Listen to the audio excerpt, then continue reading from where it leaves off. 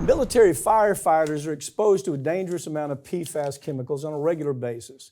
And so far, the military has been slow to provide adequate testing to soldiers to find out how much chemical they have in their bodies. But even if they do test, there's not much that doctors even understand about this chemical because the industry hid all of the bad medical information about it for 50 years. Now, as you know, I tried the first PFAS cases in America. Tried them with a very good friend of mine, a guy named Rob Bilott, who was, he's a visionary here. He actually figured this out. And the first case I tried was a testicular case, okay? Testicular cancer. That's what these firefighters should be really worried about, is the exposure to PFAS and testicular cancer. And that is what we're starting to see a rise according to these new reports. And, they don't even know how many of these different kinds of PFAS chemicals are in there. They know there's about, a couple hundred, but we're still not exactly sure. And the tests that they're doing right now on these firefighters, when they're doing tests, they're not testing them all, they're doing blood tests, which can detect a lot of it, but not all of it.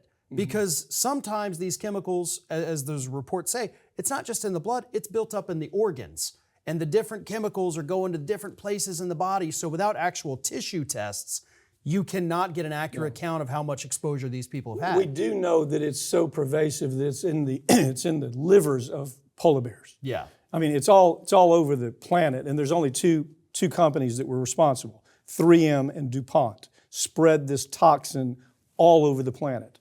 And when I was trying to, by the way, we just settled, I guess you saw the headlines, we settled for $14 billion for communities that had their water contaminated. That was just our first run at it. There's a lot more that we're going to do, but at least we got some money to these communities to where they can at least clean up their water and have safe drinking water, because the levels of PFAS in the water was crazy in some of these places. But you know what? Here's the other part of it. When we tried the first few cases up in Ohio, there was what was called a science panel, Farron. And the science panel were the best epidemiologists, toxicologists, the best scientists in the country. And they said they studied it for several years. And they said it's going to cause testicular cancer, it's going to cause kidney cancer, it's going to neurological problems. The list is endless.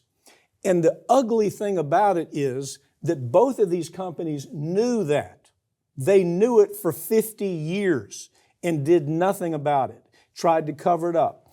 And so right now, even with that first $14 billion settlement, it's a drop in the bucket compared to what these people made, but it's our first step. Yeah, and you also have the doctors, that are treating these people coming out now and saying, listen, we can do the tests and we can find out how much is in there, but at the end of the day, there's still, all we can do is say, yeah, you've got this. Mm-hmm. They can't get rid of the PFAS out of the body. They can't treat it. So the doctors are kind of sitting there with their hands up saying, well, now what do we do? Yeah, let me do a shout out for 3M. It's when I compare the conduct of 3M and DuPont, 3M at least came to the table, okay? They at least said, we want to talk to you about solving the problem. I mean, to me, to do what I do for a living, and you're across these corporations all the time, to have 3M do that, to me, speaks very loud. DuPont, on the other hand, when we were involved in the trial, they tried to move it through bankruptcy court. They created this fake company. It's a real company now. It's called Chemours. And what they did is they said, we want to move all of our liabilities over to this nothing company, and then when the nothing company goes bankrupt, we're through with everything. I love that 3M at least had the decency to say, we have a problem. Let's go to the table and talk about it and do something about it. I know, coming from a plaintiff's lawyer who has been on the other side of this so many times, it's rare that you see that. Yeah.